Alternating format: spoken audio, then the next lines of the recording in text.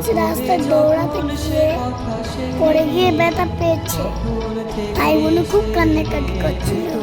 মা ওর হাতে একটু সুতল দিয়ে দিচ্ছিল যাতে বুনুর চোট লাগার জায়গায় একটু ঠান্ডা হয়। মায়ের হাতের কাছে তুলো ছিল না, তাই একটা পরিষ্কার গামছা দিয়ে সুতলটা লাগিয়ে দিচ্ছিল।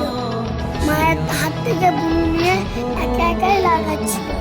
আমার পাশের বাড়ির দাদিমা পায়েস দিয়েছিল, সেটাই আমি আর বুনু খাচ্ছিলাম। মা এটা সেটা বুঝিয়ে পায়েস খাইয়েছে। এমনিতে বুনু অনেক কান্নাকাটি করছিল। কি বলে কাঁদছিল জানো? আব্বু আব্বু তুমি কোথায়, তাড়াতাড়ি করে আসো।